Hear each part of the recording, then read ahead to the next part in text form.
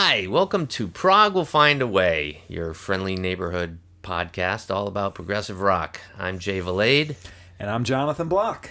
So today, after a couple episodes ago, we did a episode about King Crimson's Beat project. I don't know if you can call it King Crimson's Beat project, but the Beat project featuring the members of King Crimson and Danny Carey and Steve Vai. And we talked a lot about Frank Zappa in that, so we figured we'd do a Frank Zappa episode. Yeah, I mean, you know, Prog is at Prog, definitely at moments, and of the time in the 70s, he was as Prog as you kind of could get, kind of beyond that. And let's face it, Prog as English Prog is different than, you know, American Prog. We've never really touched on American Prog yet. We will, not the derivative bands, which there were some, but, you know, in our big tent definition, right? There's definitely some American people doing some wild, wacky stuff. And when Frank Zappa certainly falls under that umbrella. Right. He's almost a force unto himself. He is, and I mean, you know, I don't think you can categorize. You really can't. You really can't. He has so much music. Had so much music. I mean, you know, he died as 93. He was only 52. Wow. It's kind of hard to imagine. You know, we're 60, and you know, certainly the amount he accomplished, and you know, you see interviews with him, like he was no fool. He knew, like, he's like, you know, I would never get signed now in his later career, and but he was always pushing forward. And you know, in preparation for this, we both watched the Zappa movie, which came out a couple of years ago. Yeah. Very enlightening. John is a much bigger Zappa fan than I am. Yeah. Particularly, my favorite Zappa era is the post-original Mothers. I know everybody talks about the Mothers and stuff. It was innovative. But I'm kind of at 69 Hot Rats through probably 75. What started to kind of turn me off was the increasing, and it's funny to say this because when he had Flo and Eddie, the Turtle guys, in the early 70s, it was pretty dirty. But the music was just so intense that I overlooked that. By the time, and it's even like, I don't listen to the Adrian Belew was with Zappa for a couple of tours. It started then. It was just this overt, juvenile, toilet sexist humor. I don't know. I mean, epitomized by Chic Your Booty and the whole late 70s stuff. Musically, it was great, and there was always huge kind of music things in there, but that stuff kind of turned me off. I came back on around when Steve Vai came, and it became more of the Zappa and the backing band, as opposed to, like I shared with Jay, a number of things from 73 and 74 where they're all up there. It's all very, very interactive. But the 81, 82 tours, and then I saw him in 84 as well. All good stuff. But we're getting ahead of ourselves because the movie does kind of chronologically go through. It's only 2 hours, so they do gloss over a bit. But what'd you think? I thought it was great. And I think I kind of share some of your thoughts on the lyrical content, I think that kind of is part of the deal, right? He was everything that he did. That was him, right? He was like, I'm a composer. I'm gonna do this stuff, but I'm just gonna throw these shock lyrics on top of them, and this is what I want to do.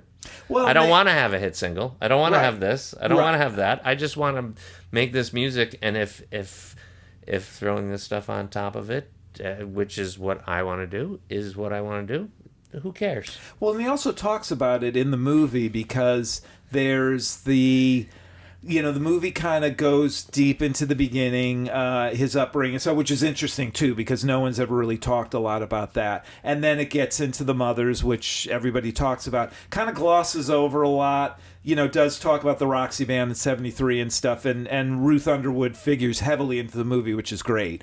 But, you know, he says later on, and they get a lot into his classical stuff and his other stuff, and he's like, well, you know, Valley Girl, you know, enables me to do this other stuff. Right.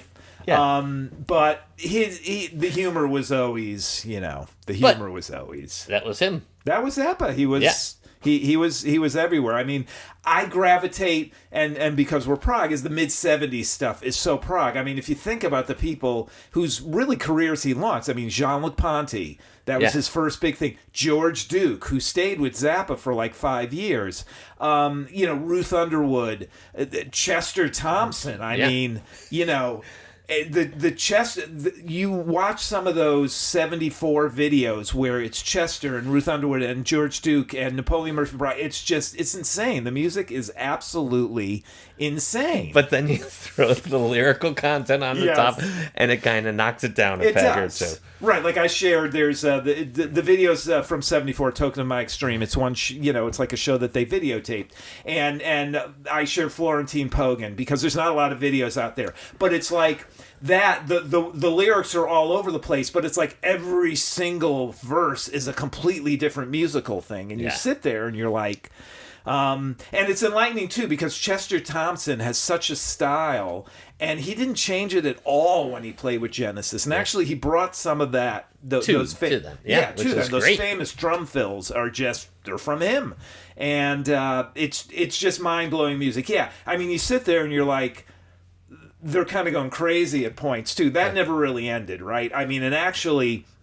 I always found it interesting, because after that he gets Adrian Belew, and Adrian Belew can't read music. That's been the one. Usually he takes people that you got to be able to read music to do his kind of stuff. And I was just surprised that Adrian, and Adrian hung around for a while. There's not a lot of video of Adrian out there, but City of Tiny Lights would be the one video where he sings and he's playing, and it's just so interesting to see him. And then you go to like 6 months later and he's with Bowie, Yeah. And it's just wild. I think the Zappa band was a springboard for a lot of people, right? It really was. And it was the kind of thing where, Zappa was going to tour and then he would be like, okay, we're going to be off for 4 months. Some bands he would pay them just to keep around. But it was like, Adrian Belew ended up going with Bowie for a tour, but then Zappa decided I wasn't going to stop, and Blue's already committed now to Bowie, and apparently Zappa never had an issue with stuff like that. He got it. His wife, who was his manager, did. That's if you watch some interviews with Adrian where he talks about his Zappa years, he talks a little about that. But at the same time, in the movie, they did talk about how the Mothers were like a band, and they were a band and whatever, and then all of a sudden there came this point that Frank wanted to do more kind of cherry picking who he wanted on what song or whatever, and the band kind of turned because into... he was paying the band. I mean, even though it was Frank Zappa and the Mothers of Invention, it was really the Frank. I mean, Frank was bankrolling everything, and I think after a while it was like I don't want to do this. I mean, there's certain points in his career where things happened and he had to change, and they actually did go over it in the movie where last night of the tour of 1971 and. They've released it on the box set. They encored at the Rainbow Theater with, I think it was I Want to Hold Your Hand, believe it or not, the Beatles tune. Halfway through, some guy comes up on stage because he thought Frank Zappa was making eyes at his girlfriend and pushed him off the stage. Yeah. And, he broke both legs. Very serious. And that guy didn't really make it far out of the thing because, people were ticked off about that. But that led then to his more progressive stuff. That's when and they kind of glossed over some of this. Like you saw him walking around or being in a wheelchair. He did more big band, Grand Wazoo, Waka Jawaka, all these big jazzy more things that became... And actually in 72, 73, Mahavishnu Orchestra opened for Zappa, and that cross-pollination, because Jean-Luc Ponty ended up playing with Mahavishnu Orchestra, Ralph Humphrey, who was one of the drummers at the time, before Chester, and then it was Chester and Ralph Humphrey. And then Eddie Jobson played with Zappa in 1976, 75, 76. He's on a couple of albums. tour or just tour. Oh yeah, yeah. Okay. Live in New York, which is now a box set, has Eddie Jobson on it. So this is a post Roxy pre Roxy, UK pre UK. Well, and then of course Terry Bozzio, who went, and that I gotta admit, that's the titties and beer and the Punky's Whips and that whole 76, Wow, 77. we are gonna have to edit this. Yeah, it's just not, that stuff just doesn't do, and that's all revolves around Terry Bozzio, who then of course did UK and then did Missing Persons with his wife and Warren Cucurello, who was also a guitarist for Zappa. Yeah. So the cross pollination is, but if you're not familiar with Zappa, I would just say listen to anything from like 73, 74, Overnight Sensation, Apostrophe, or One Size Fits All. And now there's box sets where there's live stuff. So Overnight Sensation, there's 2 live shows. You get some Jean-Luc Ponty, George Duke over everything. It's kind of daunting. There's so much stuff. I mean, it's hard to get into Zappa like now. Like, where do you start? Right. You know? So I had like... Truth be told, I had like a greatest hits, the strictly commercial greatest hits, and so that's how I knew Zappa, and and that's where it was kind of like, some of them the lyrical content is not really my bag, and it's kind of funny, but then when you strip that away, the music is fantastic. So it's one of those weird juxtapositions. Is this crazy music with these kind of juvenile funny lyrics, although eating yellow snow and the Muffin Man and whatever, and it's like okay, can I take this seriously? Right. And you can, but you have to be able to compartmentalize. Well, you have to, and then there's so much. Then I start streaming. I'm like, I'm just gonna start streaming, and then some of the songs that were coming on, I'm like, what the? I don't know. I don't even know the titles. A lot of this stuff, like I said, from Chic Your Booty and the Joe's Garage Volumes 1, 2, and 3. Yeah. There's great music in there, but also stuff that just But even just some of the fun stuff that was gone. Some of it is really fun. I mean, Joe's Garage, the song itself is clever. fantastic. He's clever. He's very clever. And then, I mean, you can also get into Zappa and just listen to the instrumental stuff, right? Like, I mean, I remember when Shut Up and Play Your Guitar came out, and it was just, they would advertise it in Guitar Player. It was like 3 albums, and the couple of videos I sent you from like the 81 tour where it's just instrumentals, and it's like, oh my God, I mean, it just blows your mind to see these people, and they're playing it live, like the Black Page, which is always number 2, which is always notoriously, and that shows up everywhere. I mean, in the movie, Ruth Underwood's playing it on piano, which is very cool. And then you've got the band in 81, which is just amazing, and Ed Mann on the vibraphone, and it hurts your head. But they're all, and then you look at the videos too, and it's like, the guys are playing on the keyboard too. They're all playing, and the Chad Wackerman drummer, who ended up playing a lot with Alan Holdsworth. And it's funny. There's one interview with Zappa where they're asking him, like, do you listen to guitar players today? And who? This was probably like 83 or 84, and he's like, the only guitar player that I listen to and enjoy is Alan Holdsworth. Wow. Yeah. So every he always he's the guitar players. Guitar player. So, but yeah, there's a lot of great, even if you're like, Zappa and all that juvenile, there's so much great instrumental music, and now it's all out there. That's the thing. Full shows. Well, the funny thing is, if you watch this movie, it shows Frank in his basement in the or whatever. Archive. And his archive is just everything he's ever done. And every show. I mean, every time he's in the studio, they just let the tape roll, apparently, and it's like, oh yeah, this is when whoever came over, and we just were jamming. Yep.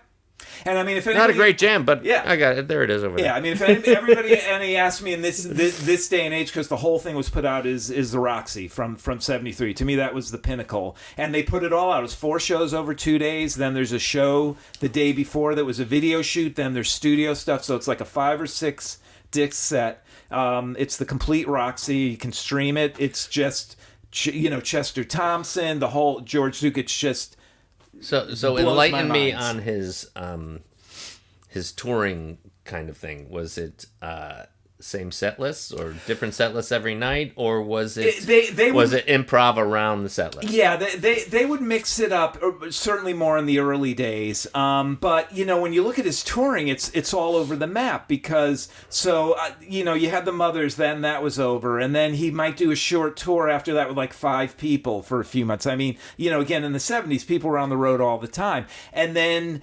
there's the Flo and Eddie, the Turtles era. And they're playing all the time. He's also writing all the time. So songs are changing within the set, but like 6 months later, there'd be like 2, 30-minute tunes. It was like stuff was just coming out of thin air. And then he gets pushed off the stage. Then he comes back out with like a 30-plus piece band playing his more jazz rock stuff. Yeah. And then that's not economically feasible. So then the next tour, it's 10 people with horns. Yeah. And then it becomes the famous, I'll call it the Roxy era with George Duke and Ruth Underwood. And the set lists are changing a little, but starting to change less and less. But every night they might take one song out, put different, because then they talk about it in the movie too, that they wouldn't know what they were going to play. And Steve Vai talks a lot about this too. Frank would until start like 5 playing minutes and before just the look show. over at him and be like, aren't you playing it yet? Yeah, well, it's like you had to, particularly like from 81, the 81, 82, and the late 70s, it's like Steve Vai says, we had to know 80 songs because he could call up anything, right? He could call up anything. And, in those later, once it gets to the 80s, he's like I said, it's Frank Zappa and the band. He's got guitars. He's got Steve Vai playing all the difficult parts. He doesn't need to do that anymore. He picks the guitar up in solos. So, but as it got later on, I think the sets kind of stayed the same. Solidified a little more. A little more, but again, they had to know stuff at the drop of a hat. I mean, that's the other enlightening thing about the video is they do talk at length about people, and you understand his operating procedure, which, again, amazes me about Adrian Belew, because Steve Vai talks about, if somebody made a mistake or this, they're gone, And that wasn't what Adrian Belew was doing. Like, he saw something in Belew that he wanted that. Yeah. And maybe it is that X factor. It is that X factor. But yeah, you get these people coming in and out, and you really don't think about it, right? Like, people don't think about Jean-Luc Ponty playing with Zappa. And I had no idea that he did until I saw the documentary. Right, yeah. And then there's a show from Stockholm in 73 that he's on. It's a weird front line. It's Frank, Ruth Underwood, Jean-Luc Ponty on violin, Ian Underwood on bass clarinet, and I think Walt Fowler on trombone. That's the front line. And George Duke. Let's not forget George Duke and Chester. But that's what he would do. And then like the next tour, so it's like he has the Roxy band and that falls apart. So he does a short tour with Captain Beefheart. George Duke's still in the band. Terry Bozzio is playing drums now. And then the next tour after that, so that was like a spring. And then the fall tour is like a 4-piece band. It's like Eddie Jobson, But that's kind of... But that's what he did. Yeah. And his music generally reflected that movement, right? Of, I'm not getting pigeonholed or anything. I'm still going to be irreverent and I'm going to do my thing, but new players are going to... That's what people would come, people would go, I mean, and it's so funny though, because you look at this and you're like, man, he could be such a dick, he really could. But they all even, they may say reverence. Stuff, but at the end they're like, but it was great, and he was always great, and because the Steve Vai stories there's so many out there, and I love his audition story because Steve Vai started transcribing for Zappa. I think in like 79, he's like, I want to audition for the band and this and that. And Zappa's like, well, how old are you? And he's like, 18. He's like, no way, So anyways, he did audition a couple of years later. And he talks about how, Frank told him all these tunes. He got there to the rehearsal hall. None of those songs are the ones he wanted. And Frank was like, play this, play it in 7/8 reggae, do this. And then he had him play something. And Steve was like, it's impossible. Nobody could play that, like not just him, but nobody could play that note. So he goes, I'm sorry, I can't play that. And Frank goes, well, I hear Linda Ronstadt's looking for a guitar. and Steve Vai goes, and that it was just like that. And then at the end, Steve Vai says, I went up, I said, thanks, Frank, thanks for, sorry. And Frank's like, you're in the band. And Steve Vai goes, so I hugged him. And which you don't do. Which you don't do. But which is funny because you hear that too, like later on in the movie when Ruth Underwood's talking about how she, he was right at the end of his life and she wanted to bring him a letter and she expected, she's like, don't read the letter till I leave. And of course she goes, and of course he read it. And, and she said, she goes, well, he's not very effusive, but he said it was very nice and he gave me a hug. And then she kind of breaks down on camera. But, it's funny that, and then, his daughter's got a book out now and it's more her mother, which I can kind of see. I mean, and they say it in the video too, which blows my mind because Gail says it. Frank told me to sell everything and get out of it, and she didn't. And that's really where all the family trouble started because they kind of split in the middle. And she should have done it. She should have sold. I mean, I don't know anything. She's passed on now, but that created a lot of problems. Well, because she gave essentially gave the management of the legacy to two of the kids, and not Dweezil and Moon, and it was just this whole big thing. And they started giving Dweezil issues for touring. Zappa. And he had a few tours where it was like, he was calling it something different, and man, he was pissed, which I understand. He's like, it's my dad's legacy, not this, but at the end of the day, the music still lives on. And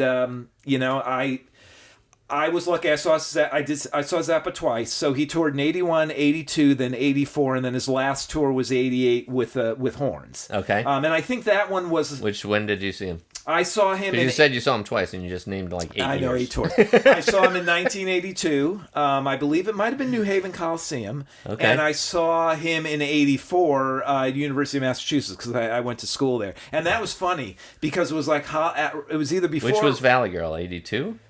Valley Girl was 81, I think. 81, okay. Yeah. And but when I saw him in 82, that was an amazing show. But I came back to college. I knew he was playing. I think I'd broken up with a girlfriend. I went to the box office and said, any tickets left? They said, well, we have single seats. They go, we have a single seat, but it's in the front row. I was like, cool. So I sat right in the center front row alone. I mean, obviously people around me, and saw Zappa. And it was a good show. Actually, they've released part of that show because one of the famous jazz saxophone player at the time, Archie Shepp, who's passed on, came on stage and played with them, and so that was amazing. But it was a great show.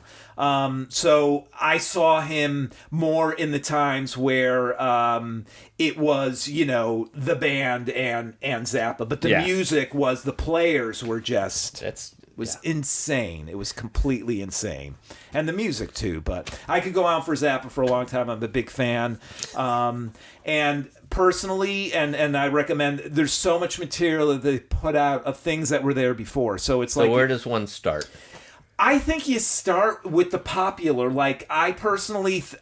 I like Apostrophe. I think it's a great album, and that's got, Don't Eat the Yellow Snow and all that, but there's also Apostrophe, which is the tune he did with Jack Bruce. Yeah. But on the box sets, there's live shows and extra stuff.